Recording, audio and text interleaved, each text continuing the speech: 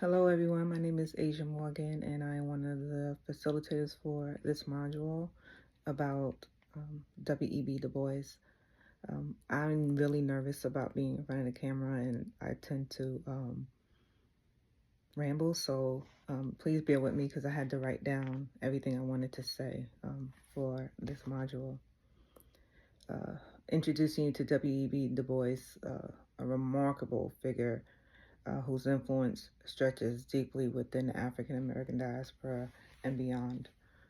Du Bois was not just an intellectual, rather, he was a profound activist with an intent to utilize his academic prowess to challenge the racial injustices of his time by early recognizing the early recognizing of how race, class, and gender are intertwined, a concept we know now as intersectionality. His work, particularly The Souls of Black Folk and The Dusk of Dawn, analyzed the Black experience in America with a deep focus on how different layers of identity shape one's access to political and social rights. He understood that the fight for equality wasn't just about race, it was about the overlapping of oppressions that impacted the entire Black community, men and women alike.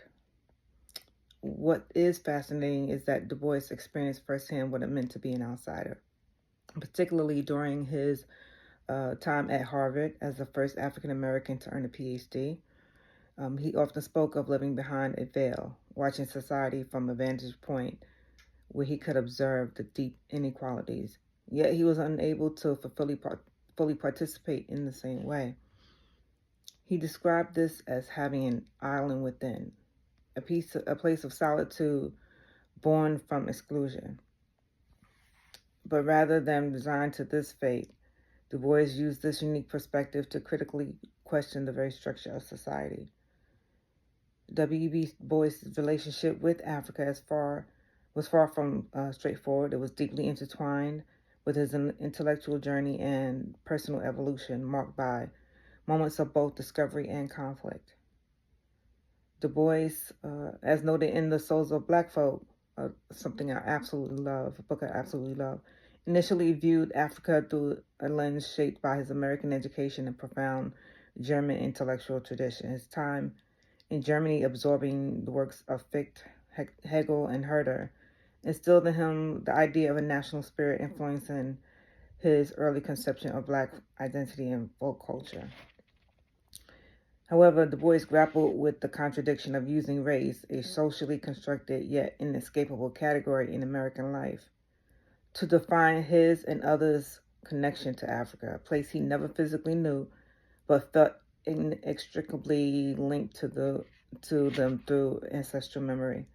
I also found it striking how Du Bois, despite his groundbreaking contributions, faced systemic erasure from historical discourse, particularly during the repressive climate of McCarthyism.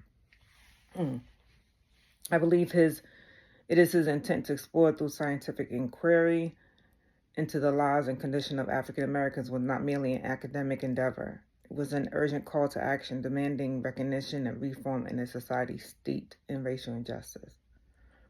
Something that really hasn't moved from his time until the present time. Du Bois' creation of the talented 10 concept illustrated his belief in the potential of a small, educated elite to uplift the entire race.